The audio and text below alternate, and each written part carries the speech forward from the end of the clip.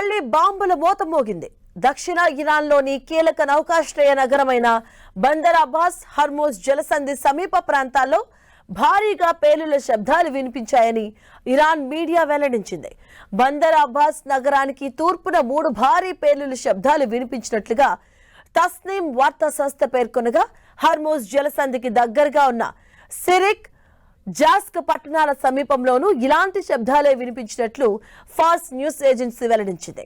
ఇక ఈ పేలుళ్లకు గల ఖచ్చితమైన కారణం ఇంకా తెలియరాలేదు. ఎటువంటి ప్రాణ నష్టం, ఆస్తి నష్టం జరిగినట్లు ఇప్పటి వరకు అధికారిక సమాచారం లేదు. అయితే ఆందోళన చెందాల్సిన అవసరం లేదని, పరిస్థితి పూర్తిగా అదుపులోనే ఉందని ఇరాన్ అధికారిక మీడియా సంస్థ మెహర్ స్పష్టం చేసింది. అమెరికా, ఇరాన్ మధ్య ఖతార్లోని దోహో వేదికగా శాంతి చర్చలు జరుగుతున్న సమయంలోనే ఈ ఘటన చోటు చేసుకోవడం ప్రాధాన్యత సంతరించుకుంది.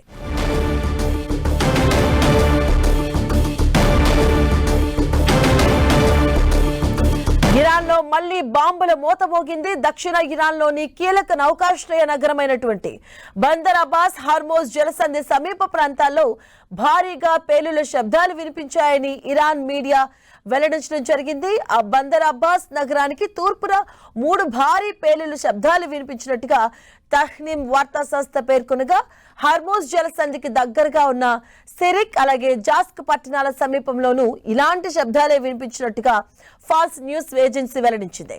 అలాగే ఈ పేలుళ్లకు గల ఖచ్చితమైన కారణం ఇంకా తెలియరాలేదు. ఎటువంటి ప్రాణ నష్టం కానీ, ఆస్తి నష్టం కానీ జరిగినట్లుగా ఇప్పటి వరకు అధికారిక సమాచారం లేదు.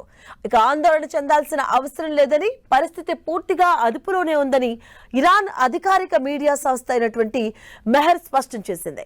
అమెరికా, ఇరాన్ మధ్య ఖతార్లోని దోహో వేదికగా శాంతి చర్చలు జరుగుతున్న సమయంలోనే ఈ ఘటన చోటు చేసుకోవడం ప్రాధాన్యత సంతరించుకుంది.